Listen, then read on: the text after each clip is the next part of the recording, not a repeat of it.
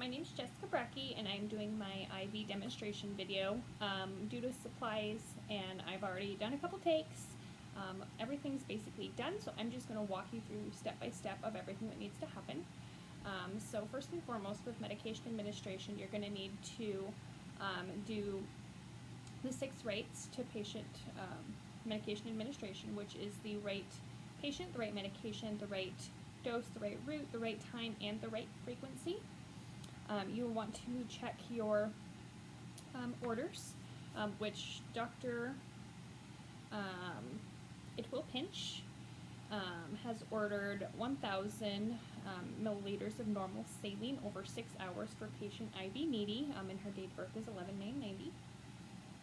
So once that I have read my order and checked that against the MAR, I will get the normal saline ready, and it is 1,000 milliliters of normal saline. There were no particulates, there was no discoloration, there was no breaks in the packaging or anything like that, so the saline was ready.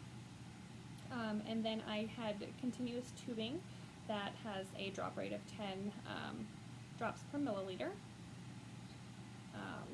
And so I'm going to go to the patient's room. Hi, my name is Jessica, and I'm going to be your nurse today. I'm going to get an IV started for you and then get some medications going through the IV. Can I get your full name and your date of birth? IV needy and 11/9/90. So I will wash my hands.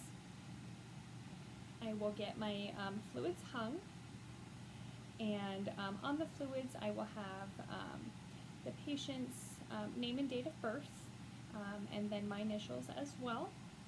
And then there's also going to be a time strip on there that will have the start time, stop time, my initials, as well as the infusion rate, which is going to be 167 milliliters per hour, or 28 drops per minute.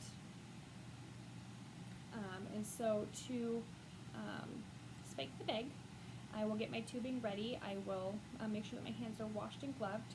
I will not touch, I will pull the little protective cap off of the spike. I will make sure not to touch any of that to anything else except for inside the bag, because I don't want to contaminate anything, and I want it to remain as sterile as possible for the patient. And then once the bag is spiked, I'm going to prime the canister, and you want to fill it about halfway so that it sets up a good drop rate for everything. The clamp is closed prior to spiking the bag, because you don't want the fluids to leak out all over the floor and lose that volume that you need for the proper medication calculation. And so once that happens, I'm going to wash my hands and get gloved up. And so with proper body mechanics and everything like that, you want to start to find a good vein. And so I normally wouldn't do this glove, but I'm going to talk while I'm gloving because it takes me a good minute. And so with finding a good vein, you want to use the patient's non-dominant arm as much as possible. That allows for them to be more mobile with their dominant hand, or to do things that they need, like check their cell phone or whatever they do, and they just move their non-dominant arm less.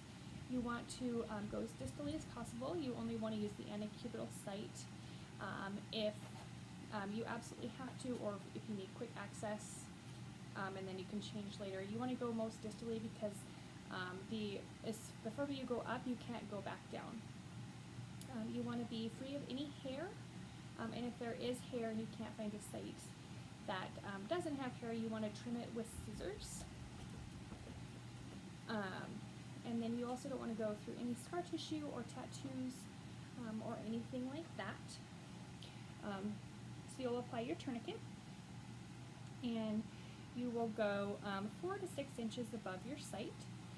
Once you've applied your tourniquet, you're going to look for a vein, and then you're going to check its to see whether if it bounces by lightly pressing on it. And if it does, then you're going to remove your tourniquet and then get your supplies ready.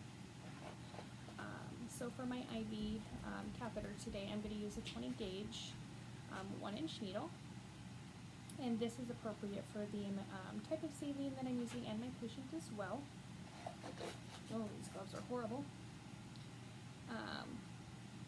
And so once I have double checked and made sure that the order is correct, that the medication or the fluids that I have chosen are correct, and the patient is correct, then I am ready to go. So my hands are clean and I am gloved. So I'm going to apply my tourniquet.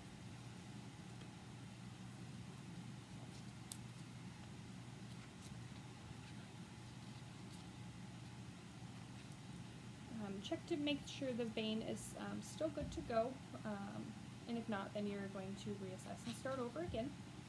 And so at that point, then you're going to clean the site. If you're going to start in the middle and work your way out. If you are going to use this IV site for any blood draw or anything like that, you will need to do a full minute of a chlorhexidine cleaning. That way that everything is sterile for when they draw blood.